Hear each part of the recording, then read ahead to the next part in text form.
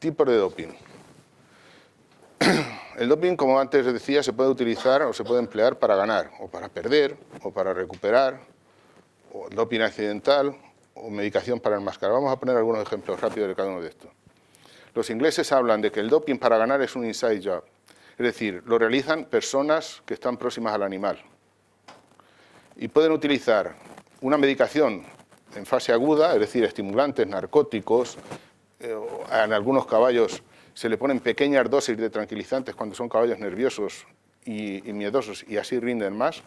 Esa es la medicación aguda, es decir, la que se inyecta o pocos días antes de la prueba o incluso en el mismo día de la prueba. O también para ganar se puede utilizar fundamentalmente lo que se ha utilizado a través de la historia, lo que antes comentábamos, anabolizantes, el clenbuterol, la EPO, el arsénico o las vitaminas. Y diréis, ¿el arsénico cómo? Pues eso es un veneno. Bueno, pues el arsénico procede ya de la época de los romanos, lo utilizaban para mejorar el rendimiento de los caballos. En pequeñas dosis el arsénico lo que hace es que bloquea las enzimas respiratorias, produce el mismo efecto del entrenamiento en altura. No se oxigena bien, hay una respuesta de producir EPO de forma natural. Ya os digo que esto del arsénico es tan viejo como la historia de la humanidad. Lo único que hay que hacer es medir muy bien la dosis que le estás poniendo, porque te estás jugando algo más que el ganar una carrera, ¿no? Para perder, los ingleses y americanos hablan de que es un trabajo hecho por la gente de fuera. Se utilizan fundamentalmente tranquilizantes o depresores en grandes dosis. Es famoso el Pinturicho, que en el año 1961 en el Derby de Essen era favorito unánime. Y una hora antes de la carrera se lo encontraron durmiendo plácidamente en el box. Le tomaron muestras y dio fenotecinas a alguien que no quería que ganara, lógicamente. Le hizo un favor, y es que no tuvo que competir. O también, aquí fue famoso el doping de Plum Pudding en el Cimera en el año 65. Era también favorito unánime, salió y entró último, pero último arrastrado. Le tomaron muestras y dio grandes dosis de cafeína, es decir, el mismo efecto de lo que os decía yo del Gran Premio de San Sebastián. Le dieron cafeína en grandes dosis y el pobre animal estaba desgastado antes de empezar la carrera. Para recuperar, ¿qué es lo que más se utilizan? Pues se utilizan los antiinflamatorios no esteroides. En toda Europa está prohibido, sin embargo en Estados Unidos en la mayor parte de los hipódromos están permitidos los antiinflamatorios no esteroides. Lo único que hay que hacer es que hay que declararlo y en el programa tienen que figurar: tal caballo corre bajo los efectos de fenilbutazona o de finadine. Y si le toman y no tiene esa sustancia, entonces lo que es doping es no habérsela dado. Pero eso, repito, es en Estados Unidos, en Japón y en pocos países más.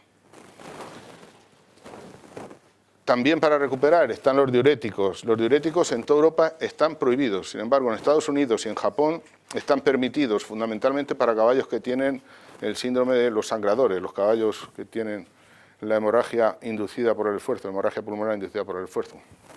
Y están permitidos, lógicamente, todos los fluidos y electrolitos. Lo que es muy frecuente y hay que tener mucho cuidado es el doping accidental. La mayor parte, luego daré algunas estadísticas, de los dopings que en este momento estamos detectando se tratan de dopings accidentales, dopings involuntarios, porque no se toman las medidas convenientes y se contamina el pienso o el box y aparece positivo. Fue durante muchos años muy frecuente el doping por procaína. Como sabéis, la procaína es un derivado opiáceo, por utilizar penicilina procaínica. Utilizabas penicilina procaínica y lo que te aparece es la procaína. Además, la procaína se elimina a lo largo de 2 semanas y media o 3, casi 21 días. Está presente, es decir, que hay que tener mucho cuidado con los tratamientos con penicilina procaínica, porque lo que te aparece es la procaína, que es doping, claro.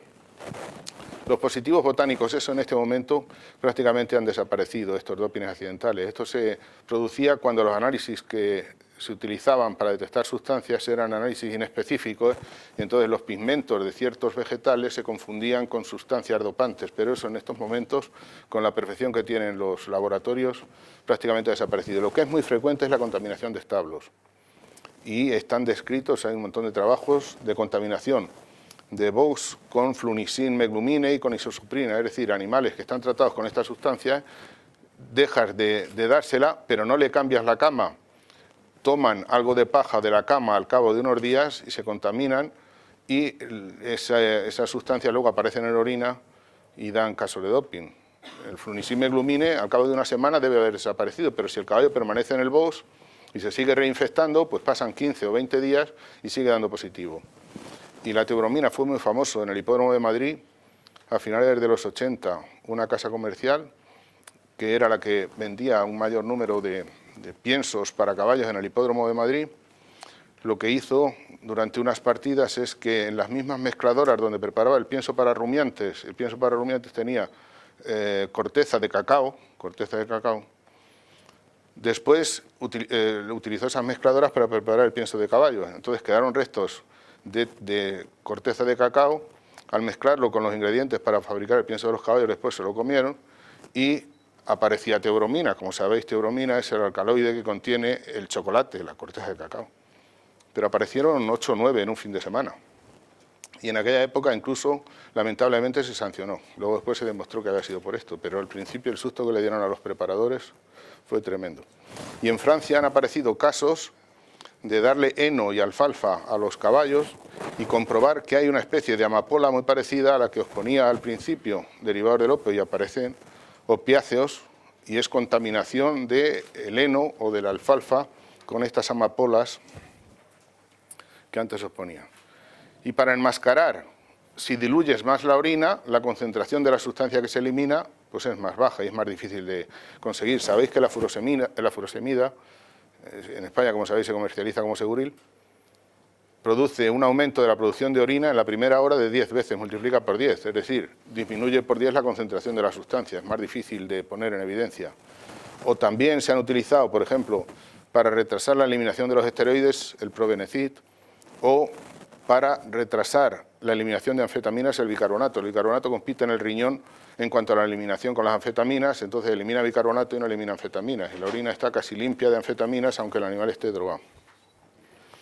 Esta imagen que vemos ahí es también otra foto del hipódromo de la Castellana de los años 1929-1930. Otros métodos que se utilizan para ganar, la autotransfusión. Igual que en humana, y se han hecho muy famosos la autotransfusión en los ciclistas, también se ha hecho en caballos. ¿La autotransfusión en qué consiste? En recoger aproximadamente unos 6 litros de sangre en bolsas durante 21 días.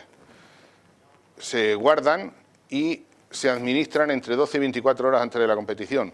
Esos 6 litros, como un caballo de carreras, por ejemplo, tiene aproximadamente unos 40 litros de sangre, los 6 litros producen un aumento de por encima del 10% del valor hematocrito, con lo cual la oxigenación es mucho más completa y ganan más carreras.